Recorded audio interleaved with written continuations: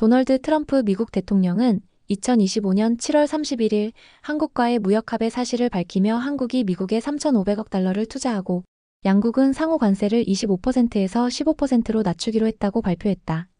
트럼프는 한국이 자동차, 트럭, 농산물을 포함한 미국 제품을 전면 수용하며 무역을 완전히 개방한다고도 했다. 이 발언은 단순 관세 조정이 아니라 미국 측의 비관세 장벽, 철폐 요구를 상당 부분 한국이 수용했음을 시사한다. 이재명 대통령은 7월 31일 자신의 SNS에 큰 고비를 넘었다며 이번 합의는 국익 중심 실용외교의 성과라고 자평했다. 특히 3,500억 달러 규모의 대미 투자 중 1,500억 달러는 조선협력펀드로 활용되어 한국 조선 기업의 미국 진출을 뒷받침할 것이라고 밝혔다. 하지만 문제는 이 성과가 과연 공정한 협상 결과였느냐는 데 있다. 핵심 쟁점은 크게 두 가지다. 첫째, 트럼프는 이 투자처는 내가 직접 선정한다고 명시했다. 즉, 투자 결정권을 한국이 아닌 미국, 그것도 트럼프 개인에게 넘긴 것이다. 둘째, 하워드 러트닉 미국 상무장관은 한국의 대미 투자 펀드 수익 중 90%를 미국이 가져갈 것이라며 사실상 투자 수익에 대한 미국의 지배를 기정사실화했다.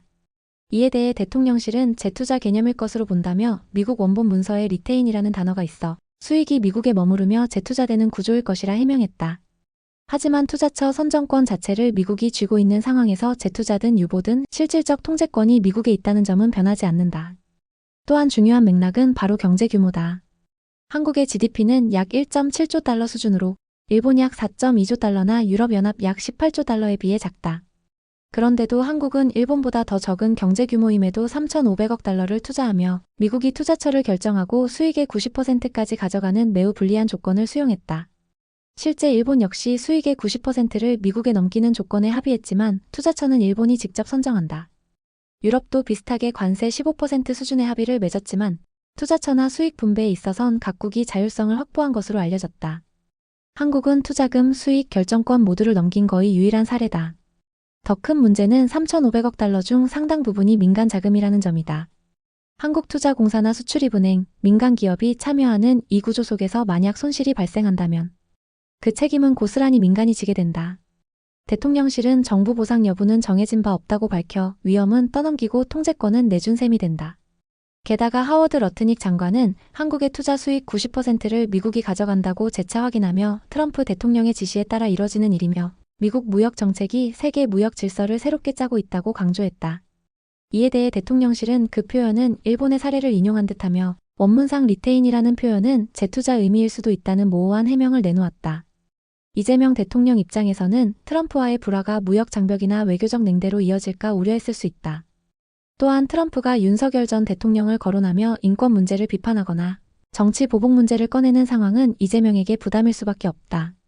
그런 배경 속에서 최대한의 우호적 제스처를 취해 트럼프에게 협조적인 이미지를 주려 한 것이 이번 협상의 본질일 수도 있다. 물론 이는 사실로 확정된 것이 아니라 해석의 영역이다. 그렇다고 해도 이것이 과연 국익 중심 실용외교라는 이름으로 포장될 수 있는 일인가?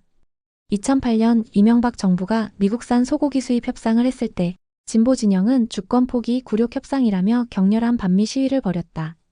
하지만 이번에는 아직 그 어떤 움직임도 없다. 같은 기준이라면 이 같은 굴욕 협상에 침묵해서는 안 되고 만약 침묵해야 한다면 그 이유를 국민들에게 설명해야 하지 않을까?